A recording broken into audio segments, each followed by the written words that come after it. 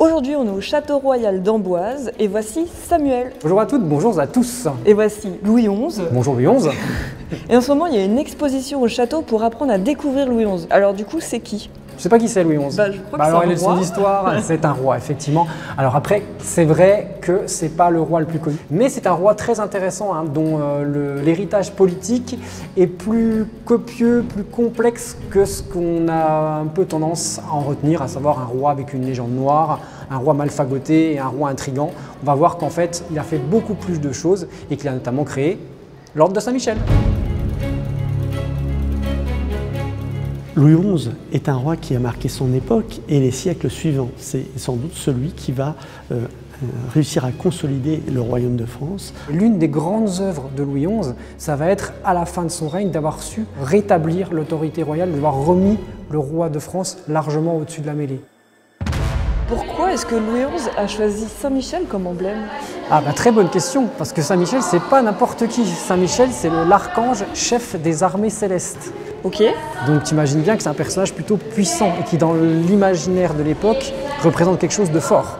Et donc là, justement, tu vois, tu as une très belle représentation d'un Saint-Michel. Donc là, c'est une statue polychrome très ancienne et qui représente l'archange terrassant le mal. On a le démon là qui rend les armes face à Saint-Michel. L'ordre de Saint-Michel est créé en réponse à deux ordres qui sont créés de manière concomitante, l'ordre de la Jarretière en Angleterre et surtout l'ordre chez le grand rival, l'ordre de la Toison d'Or dans le duché de Bourgogne. L'un des éléments représentatifs de l'ordre, c'est ce fameux collier. C'est ça qui te distinguait et qui faisait en sorte que tu étais membre de l'ordre. Mais il le mettait sous l'armure? Tu poses une question très importante. Quand on dit chevalier de l'ordre, il ne faut pas que tu imagines des chevaliers combattants. Ah, ok. Non, un chevalier, c'est un membre de l'ordre. Donc là, on va plutôt être sur des diplomates, des grands du royaume. On n'est pas sur quelque chose de combattant. Donc on est plutôt sur des tenues de cérémonie. Donc c'est à ce moment-là qu'on va le porter. Et on va le porter évidemment bien en évidence. Une pièce assez spectaculaire aussi, l'étendard. Donc ça, c'est une restitution fidèle. L'étendard de guerre est un signe de ralliement. C'est le signe de ralliement des troupes. Dans le cœur de la bataille, il faut souvent resserrer les rangs. Et ils sont hauts en couleur. L'œil contemporain a totalement oublié le foisonnement de coloris qui était présent dans les décors des châteaux.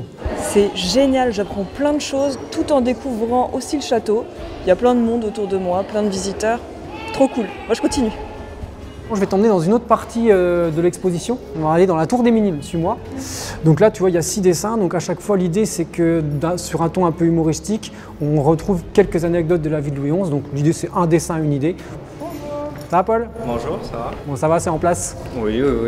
Est-ce qu'il y a une anecdote que tu as dessinée, qui t'a marqué, dont tu as envie de nous parler un peu?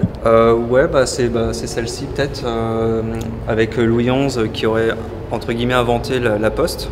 Peu de gens, je pense, connaissent l'origine de l'invention. C'est une anecdote où on peut se permettre énormément d'humour, avec l'enveloppe, la boîte aux lettres, le cheval, parce que c'était justement comme ça que ça fonctionnait à l'époque, avec un système de lieux qui correspondait à des distances. Et le texte de Samuel est assez drôle, je trouve, avec le titre « Colluissimo ». Et c'est difficile de dessiner Louis XI? Non, alors c'était pas trop difficile, parce qu'il a quand même un physique assez particulier, il a des éléments très vite reconnaissables, comme justement son chapeau, plus aussi son visage un peu particulier, où justement Samuel me précisait qu'il n'était pas très beau physiquement, donc j'ai joué là-dessus. Ça fait énormément plaisir de pouvoir transmettre un savoir de manière plus ludique. Et quand on voit les gens qui lisent ou qui regardent, les enfants, etc., si ça peut leur apprendre des choses, c'est le plus important.